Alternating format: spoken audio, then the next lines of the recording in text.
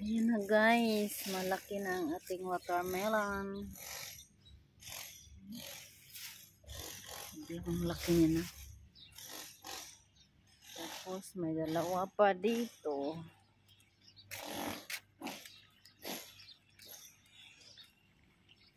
Ayan siya. Ah? Ayan, sa ilalim. Ito papalaki na din. Diba? Malaki na siya. Sana magdagdag pa ng bunga. Hala, namatay man siya guys. May payangaw.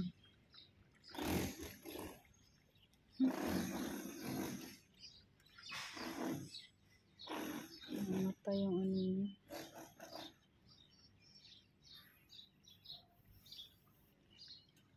Pinayangaw.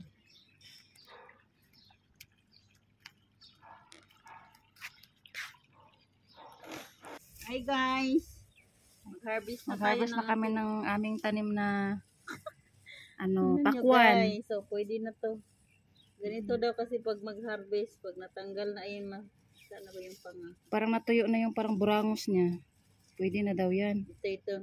Yan, ayan. Pag yan, ganito, pag tuyo na, pwede na siyang harvestin. Kaya harvestin na natin.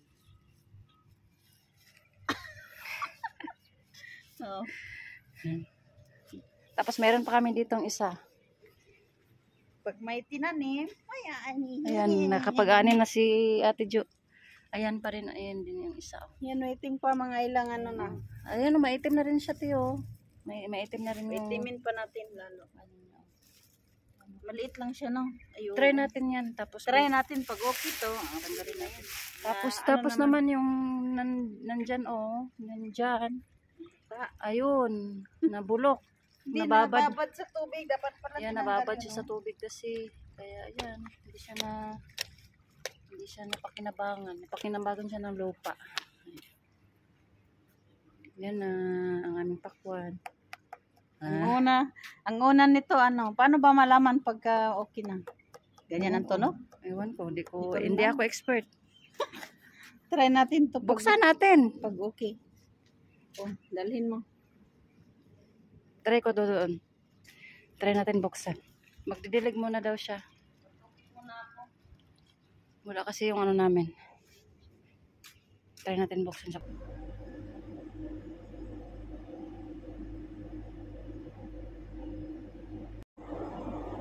Try natin na buksan.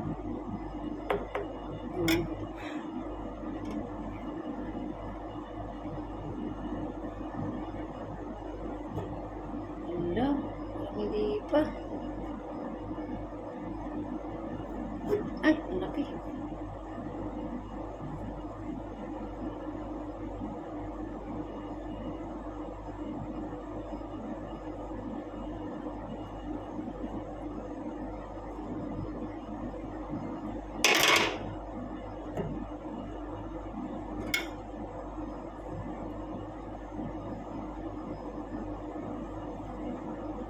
Wala.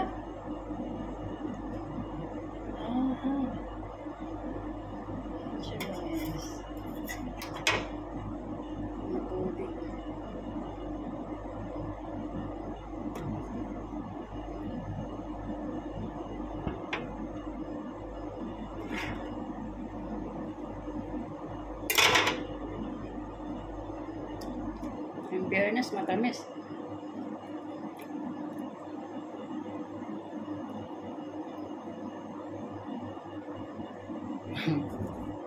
Balik natin.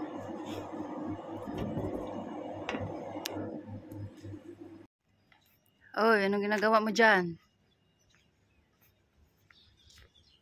May bunga na naman siya, Ayun. Ay, hala. Sabay ito dito. Hala. Tago mo, te.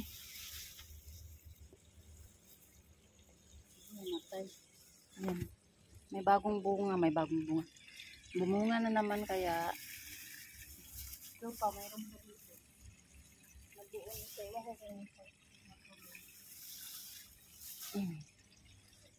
Bawal pala sa ibabad sa tubig. Ibabad. Yung bunga, oo naman. Yan ang marami. Ayan, next week natin tanggalin, oh. Okay na? Mapula naman. Pero hindi siya masyadong mapula or ano lang yung pagkahiwa ko. Baka kulang pa. No? Pero matamis siya, te. Tamis sa din.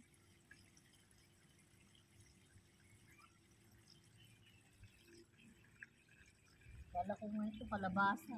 Bawal naman talaga to paanuhan. Lalo na yung... Ayan na guys. Meron na tayong watermelon.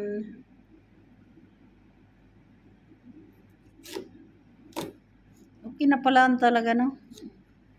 Ganyan pala patandaan pag okay na i-harvest.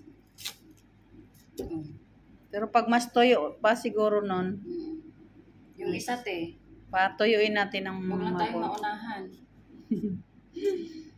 Maunahan, wala na.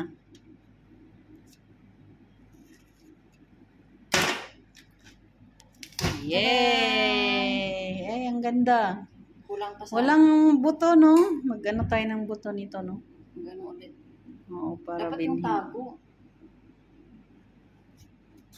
Nakain na rin kami ng, Kain kami ng tanim namin. tuwad ni ate. May tinanim, may makain. May buto. Gulang ng ano. Hindi mo yung buto niya, may itim na. Siguro mga 1 week pa, no? 1 week pa siguro. Para ano, pulang-pula na lahat. Yung isa. Kasi kulay brown pa to. Hindi pa siya itim. Sa tingin mo, ano yung mas maano doon? Yung isa? Mas malaki. Yung, hindi, yung ganito niya ba? Ano? O nga. Ano pa yun, malinghod pa kaysa dito. Pag kumulubot na konti siguro ito, no? Saka natin i-harvest. Hi! Tignan nyo naman. Pink-pink siya. Kailangan kasi ito may bahay-bahay, no? Oh. Pero pag nagtanim ng watermelon, wala namang bahay, no? Mabibigat man to.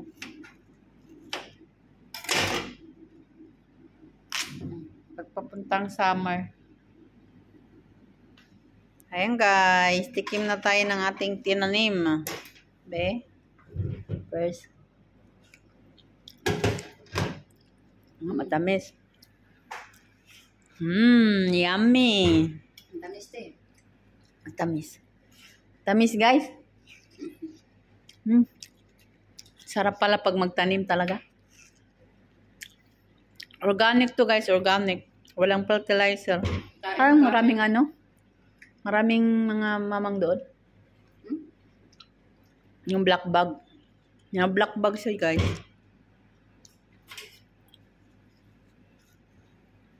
Sarap pala tong melon na to. Matamis.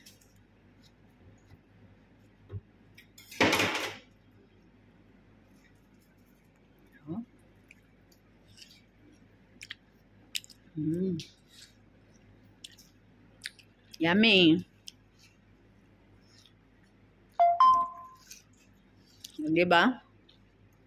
Ito talaga yung kasabihan nila na pag may itinanim, may kakainin.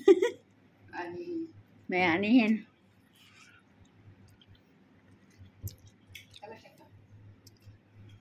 Sarap.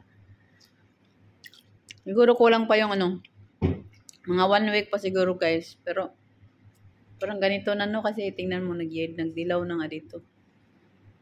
Diba?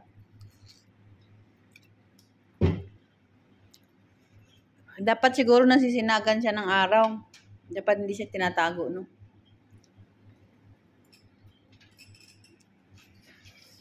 Kain tayo, guys. Bye. Bye.